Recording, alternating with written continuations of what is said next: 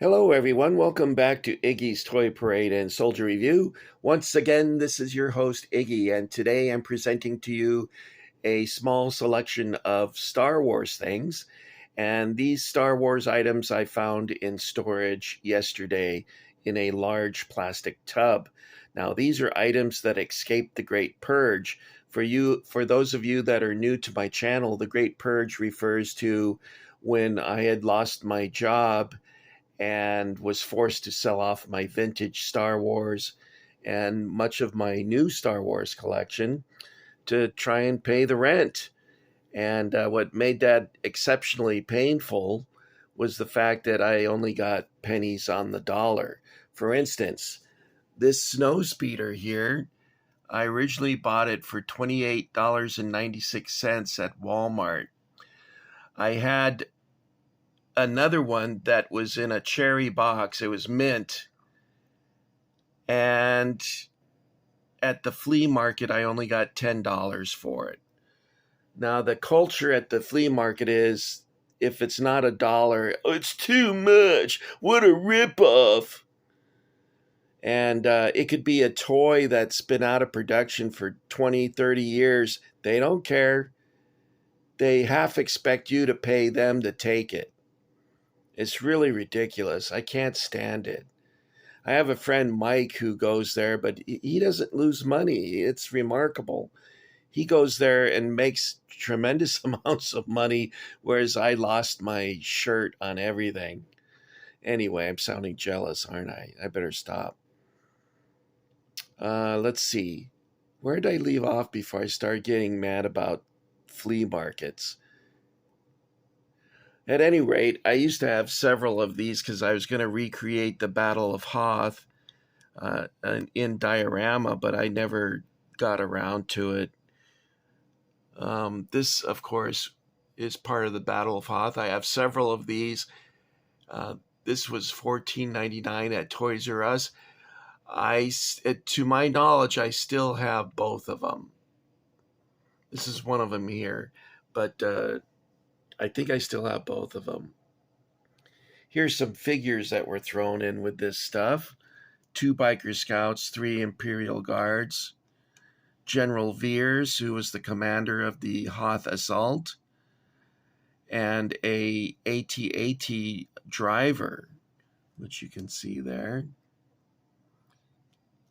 And General Veers was a pretty cool character.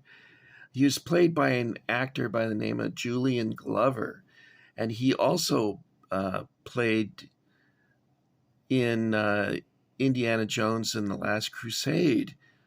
He was the rich guy that told Indy, don't trust anyone. And then he, of course, stabs him in the back. You'll notice that the guards are different. One guard is from... Wait, are they different or is it my imagination? Yeah, they're slightly different. I prefer the 2 on the left here.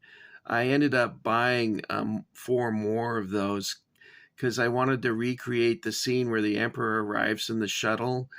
I still have my shuttle. It's the only original item that I've been able to keep.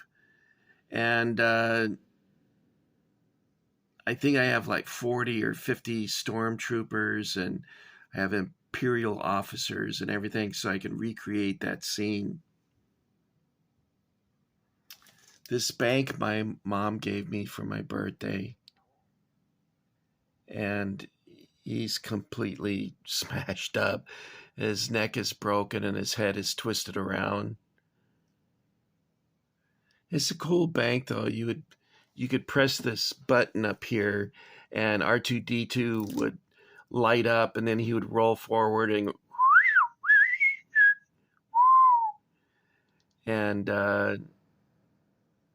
it played some Star Wars theme music, and I think C-3PO also talks too.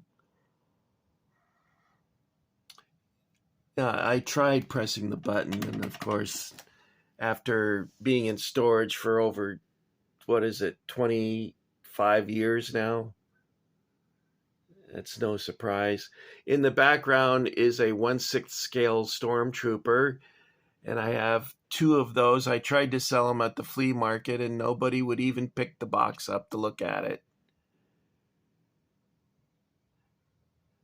And up here is a Micro Machines. I used to have a ton of these packages of figures and spaceships and everything. I think this is the only one I have left. I sold all the others for $1 each. And considering they were originally like $6, $7, $8, that's kind of painful. This is a carrying case, and it was also bought for me from my mom, and it includes an exclusive figure of Wedge. And I believe Wedge was Red 2 in the Star Wars movie. Anyway, he survives the battle, and he shows up in all the Star Wars 4, 5, and 6 movies. Can you see him in there? Oh, there we go. And it's a carrying case. You open it up, and you can put your figures in there. It's pretty cool. I have another carrying case back here of Darth Vader. I think originally he may have talked, but I would have to take a look at that. Here's a exclusive figure of Boba Fett. It was the 300th figure produced by Hasbro or Kenner. Well, Hasbro, of course, bought out Kenner. But he's a pretty cool figure. Can you see him? I tried to sell him at the flea market and no one would touch him. I did have a guy offer to give me $2 and I said, forget it. And he got angry and walked off. Yeah, I said, I should have yelled out, come back, come back. I'll pay you $10 to take them. What a ripoff. Here's a couple of due-backs, and they are due back at the library, so I got to return them. They, of course, were in the first Star Wars movie. You see them in the background. And then when they re-released Star Wars, they had digitally... Why can't I say that? Hello, this is Iggy Stumblemouth presenting Dewback Patrol. Okay, these are pretty cool. I got a couple. I used to have 3 of them, but I think I sold one. I probably should show you this Darth Vader case without knocking everything over.